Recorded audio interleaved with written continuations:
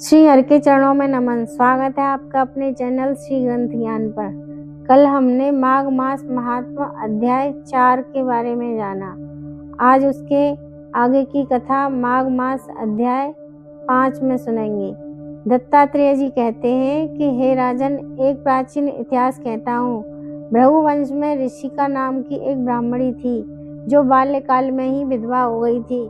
वह रेवा नदी के किनारे विंध्याचल पर्वत के नीचे तपस्या करने लगी। वह जितेंद्रिय, सत्यवक्ता, सुशील, दानशीलता तथा तप करके देह को सुखाने वाली थी।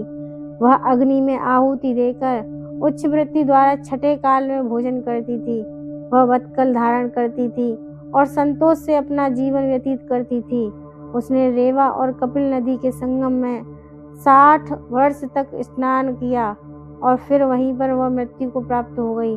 माघ स्नान के फल से वह दिव्य 4000 वर्ष तक विष्णु लोक में वास करके सुंद और उपसुंद दैत्यों का नाश करने के लिए ब्रह्मा द्वारा तिलोत्तमा नाम की अप्सरा के रूप में ब्रह्मलोक में उत्पन्न हुई।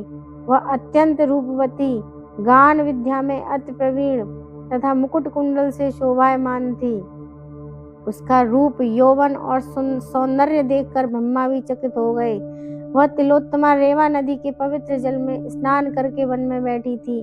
तब सुंद और उपसुंद के सैनिकों ने चंद्रमा के समान उस रूपवती को देखकर अपने राजा सुंद और उपसुंद से उसके रूप की शोभा का वर्णन किया और कहने लगे कि कामदेव को लज्जित करने वाली ऐसी परम सुंदरी स्त्री हमने कभी नहीं देखी।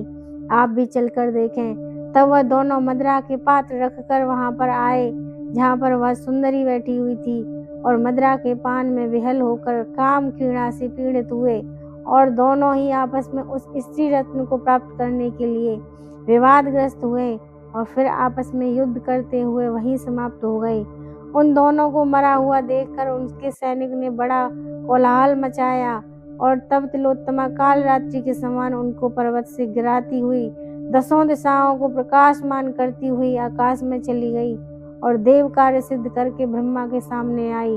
तो ब्रह्मा ने प्रसन्नता से कहा कि हे चंद्रवती, मैंने तुमको सूर्य के रथ पर स्थान दिया। जब तक आकाश में सूर्य स्थित है, नाना प्रकार के भोगों को भोगो। सो हे राजन, वह ब्राह्मणी अब भी सूर्य के रथ पर माघ मास स्नान के उत्तम भोगों को भोग रही है।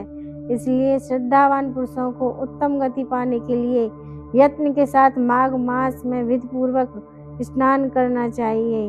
महात्मा अध्याय 5 समाप्त। इससे आगे की कथा सुनेंगे कल। तब तक के लिए हरे कृष्ण।